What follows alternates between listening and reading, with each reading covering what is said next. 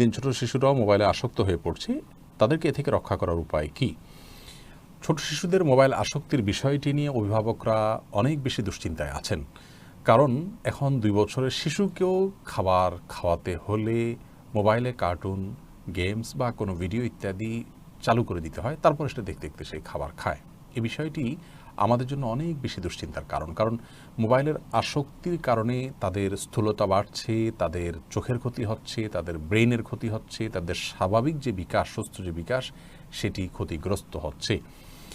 তো এ থেকে রক্ষার উপায় কি?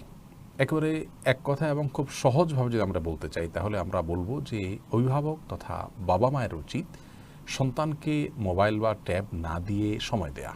আপনার সন্তানকে মোবাইল কিংবা ট্যাব নয়, সময় দিন। এই বিষয়টিকে যদি আমরা খুব ভালো করে আমলে আনতে পারি, ইনশাআল্লাহ বিদিনিল্লাহ সন্তানদেরকে মোবাইল আসক্তি থেকে আমরা রক্ষা করতে পারব। শিশুদেরকে যখন একান্তে সময় দিবেন বাবা এবং মা উভয়ে, এবং তাদের সাথে শিশু হয়ে যদি আপনি খেলার সাথী হয়ে যেতে পারেন, তাহলে দেখবেন ইনশাআল্লাহ বিদিনিল্লাহ মোবাইলের প্রয়োজন তাদের হবে না। এই বিষয়টি পরীক্ষিত।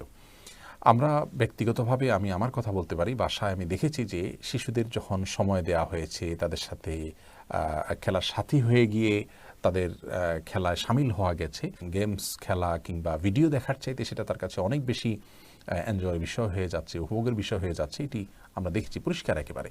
বিধায় বড় ভাইয়েরা যদি ছোট ভাইদেরকে সময় দেন, বড় বোনরা ছোট বোনদেরকে, ছোট ভাইদেরকে সময় দেন, এবং গোটা পরিবারের ভিতরে তারা নিজেরা যদি বিনোদন, হাসি এবং সুস্থ যে বিনোদনগুলো আছে সেগুলোর মধ্যে তারা নিজেদেরকে ব্যস্ত করে রাখেন, ইনশাআল্লাহ বিদিনিল্লাহ মোবাইল আসক্তি থেকে ছোট শিশুদেরকে সরিয়ে আনা সম্ভব হবে।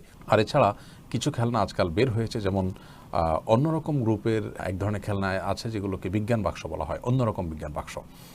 আমি আমার সন্তানদের জন্য এটার সবগুলো আমি সংগ্রহ করেছি, যেহেতু বিভিন্ন এইজের সন্তানদের জন্য বিভিন্ন রকমের বিজ্ঞান বাক্স তারা করেছেন। এটার মাধ্যমে আমি দেখেছি যে আলহামদুলিল্লাহ যেই বাচ্চা কম্পিউটার বা ল্যাপটপ কিংবা মোবাইলে বিভিন্ন ভিডিও দেখা, কার্টুন দেখা, এটা তার খুব পছন্দের আইটেম ছিল, কিন্তু সেখান থেকে সরে এসে সে বিজ্ঞান বাক্স নিয়ে পড়ে থাকছে আলহামদুলিল্লাহ।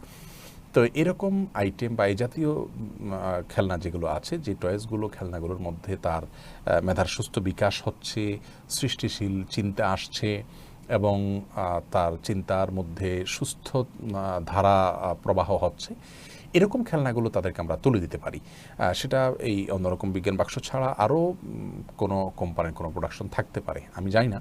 আমি যেটা দেখেছি কিনা বলেছি, কিন্তু নিশ্চয়ই এরকম বাইরের চাইতে ভালো আরও কিছু মার্কেটে থাকতে পারে।